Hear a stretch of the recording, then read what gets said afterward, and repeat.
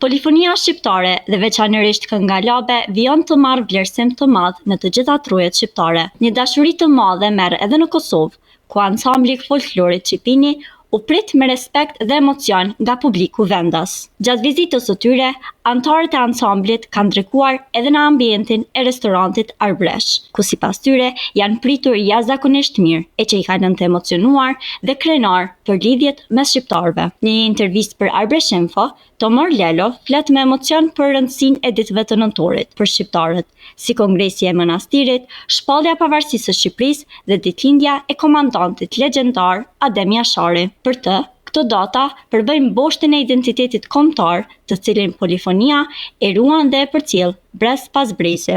Në emocionet për festën e nëntorit, Lelo, ndër të tjera me emocion kujton edhe ditën e pavarësisë së Kosovës, ku sipas tij, në të ftohtë e në atmosferë paniku, ata performuan këngën Labe në Prishtinë, duke ngjallur entuziazëm dhe përbashkim. Ne kemi ardhur shpesh në Dardanin ton, edhe në momentin e pavarësimit të Kosovës, kur ishte minus 17 gradë në Prishtinë. Dhe në atë moment, kur paniku serb po thoshin që Grand Hotel do të shpërthej në orën 10 që do shpallet pavarësia, edhe të gjitha trupat diplomatike aty kishin akorduar zvëndsat e tyre dhe nga Shqipëria kishin zvëns ministra asnjë titullar, kur hy ne me këngë Labe të veshur këtu, që nga Al Jazeera dhe gjitha mediat, dhe kur filloi kënga na ka çu Ismail Qemali, se që kemi ne, kështu që jehon kënga, na ka çu Ismail Qemali, ku ndodhet Adem Jashari, tundu dhe ngreu nga varri, bacu krye ideali.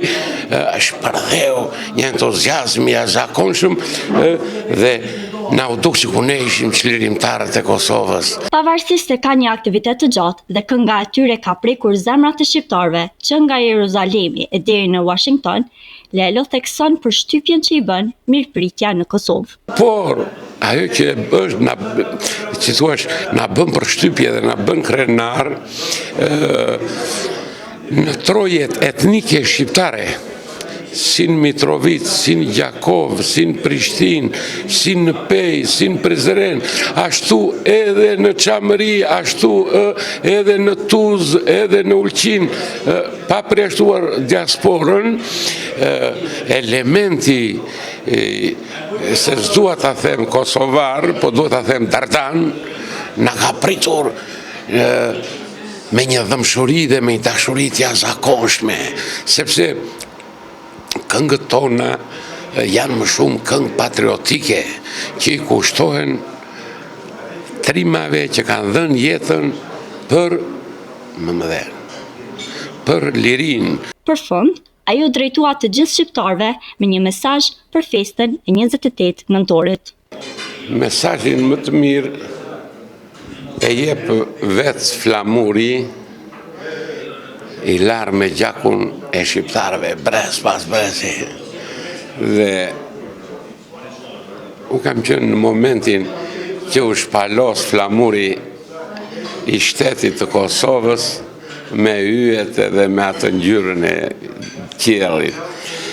Dhe shumë nga ata që ishim në sallë atje, që edhe kishin luftuar, kemi lotuar, jemi prek shumë, sepse ata, prindër gjyshës të gjyshë, e brez për luftuan për Flamurin e Skënderbeut, nuk luftuan për Flamur me yje. Kështu që mesazhi im, si çdo shqiptari që do atë dheun, e do Flamurin, është për Flamur të kuq me shkap, ne kemi nën e bab, pa Flamur nuk ka dhe. Ja, gëzuar për gjithë shqiptarët. Ansambli Çipini ka 32 vite aktivitet, me performanca në të gjitha trojet shqiptare.